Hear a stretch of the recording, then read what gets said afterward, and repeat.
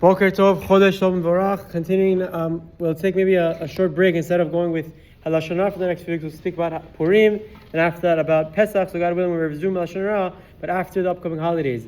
Very big, quick introduction. Today's Rosh Chodesh Adar. The Gemara Masechet Ta'anit Daf Kaf Tet Amud, I think Aleph, I don't remember, maybe Bet, tells us that the same way we minimize in our happiness in Av, so too we must increase in our happiness in Adar. That whole concept of משנכנס Adar, marvin בשמחה. Therefore, Rav Papa says that if someone has a court case scheduled with a non-Jew, they shall try to schedule it during the month of Adar because this time is auspicious for extra happiness for Yisrael. Now, there's a very basic question. The Shulchan Aruch is posek the first part.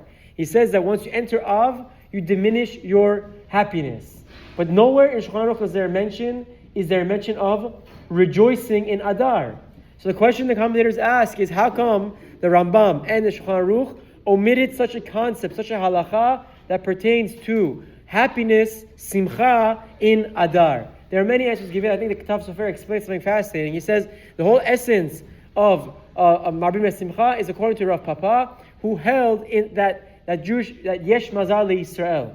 However, Shulchan Aruch and Rambam hold that the ein mazal leYisrael. Therefore, there's no need to bring that halacha and include that in his codified work. However, Rav Yitzchak Yosef says and adds on an idea. He says, although that may be true, there's still clearly an element of extra happiness and simcha in Adar as well. How so? Because the Shulchan Aruch is posek that from Rosh Chodesh Adar, you can begin reading the Megillah.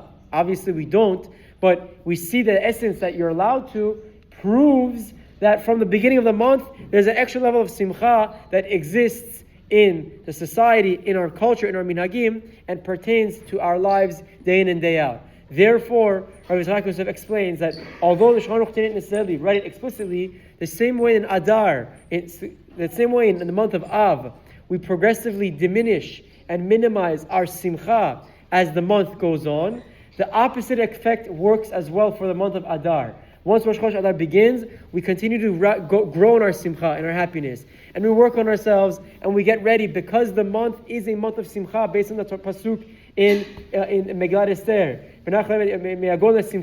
Hashem changed these days from sorrow to happiness. So although there's no technical halacha that says we have to be marbim simcha, the idea still exists. And as we progress and come closer to Purim, we should all look in ourselves, focus on what we have, count our blessings, and through this we can see the miracles that Hashem has done for Am Yisrael, for Bnei Yisrael, historically and today, and truly rejoice in the month of Adar. Chodesh Tov V'Varach and Adar Sameach.